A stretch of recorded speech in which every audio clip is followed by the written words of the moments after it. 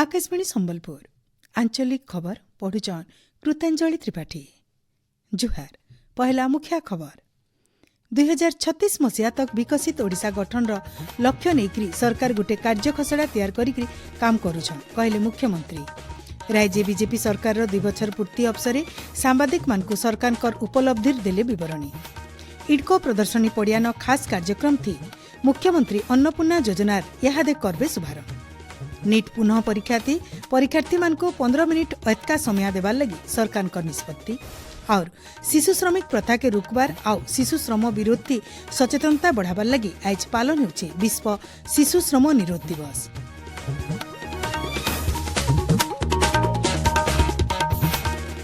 एथर पूरा खबर राज्य सरकार 2036 मसीहा तक विकसित ओडिशा गठन लगी गोटे कार्य खसड़ा प्रस्तुत करिक काम करुचन बोली मुख्यमंत्री मोहन चरण माझी कहिछन।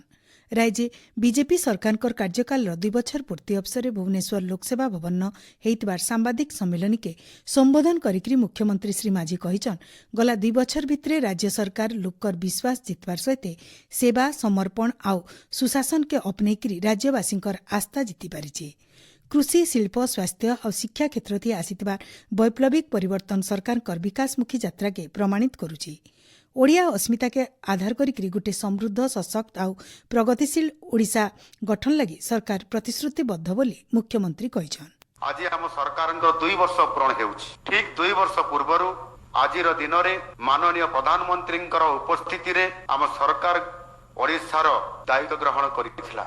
2036 सुधा समृद्ध ओडिशार यही लक्ष्य हासिल दिगरे मोदी जी नेतृत्व में केंद्र सरकार आमको संपूर्ण सहयोग जोगाई दे आसुचंती। डबल इंजन सरकार डबल इंपैक्ट ओडिशार प्रत्येक गांव और प्रत्येक शहर रे ये प्रतिफलित होउछि। राज्य सरकार 2 बछर भितरे 121टा नुआ योजना कार्यकारी करिछन।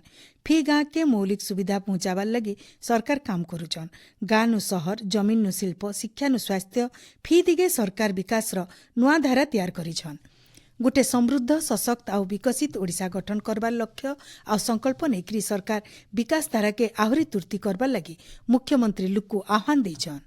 ताले माननीय यशस्वी प्रधानमंत्री नरेंद्र मोदी जी द्वारा जो लक्ष्य रखा जाए जो कार्यक्रम हाथ को निया जाइथिबा लक्ष्यपति दीदी तैयारी करिबा सेतरे आज आम ओडिशा सफल केवल हेई नाही भारत वर्ष रे निजर राज्य मानक भीतर श्रेष्ठता प्रतिपादन मध्य आज करि पारिछि एवं सेति पई 23,50,000 लक्षपति दीदी आज आर्थिक स्तर रे समान को स्वतंत्रता देई पारि आज सशक्त करि पारिछि।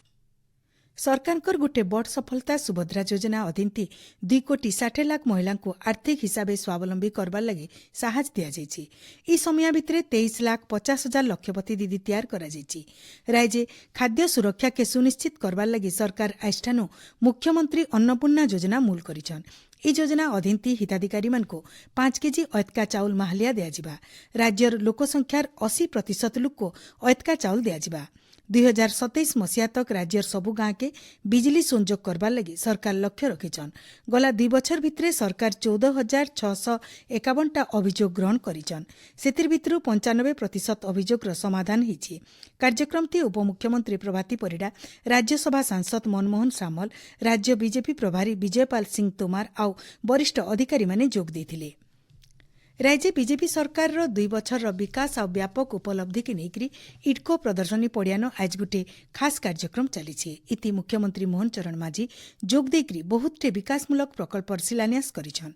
124 कोटी टंका खर्चाती तैयार इंस्टीट्यूट ऑफ मैथमेटिक्स नो इन्फोसिटी भाया एकाम्र कानन रास्तार मुख्यमंत्री आज शुभारंभ करिछन। भुवनेश्वर यूनिट 2 ठाने 574 कोटी टंका खर्चाती तैयार जनाश्रय भवन बिल मुख्यमंत्री उद्घाटन करिछन। मिलिथिबार सूचना अनुसार आउ किछि समय उतरु मुख्यमंत्री अन्नपूर्णा योजनार शुभारंभ करबे। ई योजना अधीन जातीय खाद्य सुरक्षा आउ राज्य खाद्य सुरक्षा योजनार हिताधिकारी मानको अतका 5 केजी चाउल मिलबा। इथि राज्यर 3,28,00,000 हिताधिकारी उपकृत हेबे। ई योजना लागू हेबार उतरु मासकु जनपिछा 10 केजी चाउल मिलबा। इथिर लगी राज्य सरकार बछरक 8,813 कोटी टंका खर्चा करबे। सेंता राज्यर सबु अंगनवाड़ी कर्मी महिला सुपरभाइजर और ब्लॉक संयोजक मान को स्मार्टफोन प्रदान शुभारंभ सहित मुख्यमंत्री सुभद्रा शक्ति संवाद भी शुभारंभ करबे बोली जनापड़ी। कार्यक्रम ती उपमुख्यमंत्री और अलगा मंत्री विधायक मुख्य शासन सचिव और वरिष्ठ अधिकारी माने उपस्थित अछन। ଜାତୀୟ ପରୀକ୍ଷଣ ସଂସ୍ଥାନ एनटीए परिचालित नीट यूजी पुनः परीक्षा समय के 195 मिनिट के बढ़ा जाइछि। परीक्षार्थी मानक 15 मिनिट अधिका समय दिया। आयबा 21 तारिख हेबार के थिबा नीट यूजी पुनः परीक्षा उपरबेला 2 बजेनु मूलिकरी 5 बाजिकरी 15 मिनिट तक चलबा बोली एनटीए तरफु कहा जाइछि।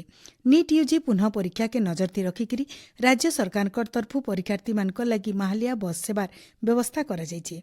वाणिज्य और परिवहन विभाग तरफु दिया जाइतबा निर्देश अनुसार परीक्षार्थी माने निजर एडमिट कार्ड देखैकरी राज्यर सड़क आ परिवहन निगम रो बस्ती माहालिया जाई पारबी। राज्यर 134टा परीक्षा केन्द्र न मोट 56,983 जन परीक्षार्थी परीक्षा देबे बोली जना पड़िছে। आपण माने खबर सुनुचन आकाशवाणी संबलपुर केन्द्रनु।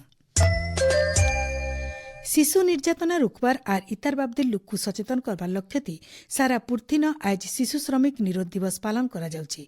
छुआमानकु तांकर हक देबार सहित भविष्यत सुनिश्चित करबार दिगे लोककु जनाबार लागि फी बछर जून 12 तारिख इ दिवस पालन करा जायछि। इ बछर शिशु श्रमिक निरोध दिवस रो वार्ता हेउछि शिशु श्रम के लाल कार्ड छुआमानकर लागि न्यायपूर्ण खेल वयस्क मानकर लागि ठीक काम। शिशु श्रमिक प्रथा के पूरापूरी बंद करबार लागि सारा पृथ्वी न समर्थक मानकु एकठानिया करबार हेउछि इ लाल कार्डर मूल उद्देश्य। इ अभियान मूल लक्ष्य हेउछि जने छुआ के शिखवार लागि शिक्षा देबार उचित बाध्य बाधकता ति छुआ माने रोजगार करबाटा नुहे। इ अवसरे राज्यर भिन्न भिन्न जगानो आज खास कार्यक्रम मान हो जाइछि। इ दिवस अवसरे राज्य श्रम और कर्मचारी राज्य बीमा विभाग तरफु शिशु श्रमिक विरोधी अभियान मुलेछि। इ अभियान आयबा 26 तारिख तक चलबा। भुवनेश्वर खारवेल नगर नथिबा श्रम निर्देशालय परिसर विभाग अतिरिक्त मुख्य शासन सचिव चित्रा अरुमुगम शिशु श्रम विरोधी पोस्टर उन्मोचन करबार सहित शिशु श्रम निराकरण रथर शुभारंभ करिछन।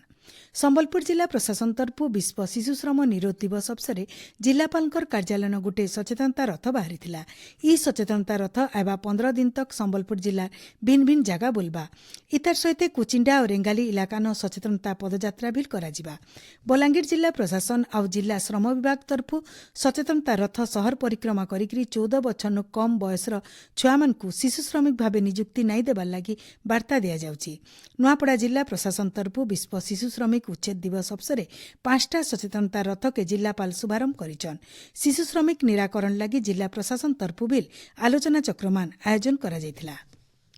जंगल परिवेश और जलवायु परिवर्तन मंत्री गणेश राम सिंह खुंटिया आज कलाहांडी गस्ती आसिकरी सिल्लीगुड़ा मेगा नर्सरी थी ओडिशार पहला हाथी प्रशिक्षण केन्द्र उद्घाटन करिछन। उग्र और जनबसती मुहा हाथी मानकु उद्धार करिकरी प्रशिक्षण और चिकित्सा सुविधा दियाजिबा। कल्लापाट अभयारण्य न गुटे वाच टावर बिल उद्घाटित हेछि। तार उत्तरु भवानीपाटना बीजेपी तरफु आयोजित गुटे सांबादिक सम्मेलन थी जोग देकरी केन्द्र और राज्य सरकार सफलता उपस्थापन करथिले।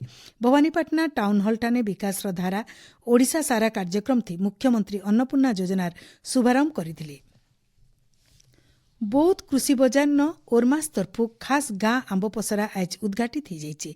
जिलापाल विभूतिभूषण नायक कार्यक्रम थी जोग देकरी स्थानीय चाषी मानकर उत्पादित आम के बजार सुविधा जोगाबार आउ चाषी मानकर कमानी बढ़ाबार दिगे एंता प्रदर्शनेर बड़ भूमिका नौचे बोली कहिछन। बलांगीर जिला लुईसिंगार पुईतला ब्लॉक भालेर ग्राम पंचायत कार्यालय परिसर न सरकार 2 बछर पूर्ति अवसर विकास धारा कार्यक्रम हो जाइछि।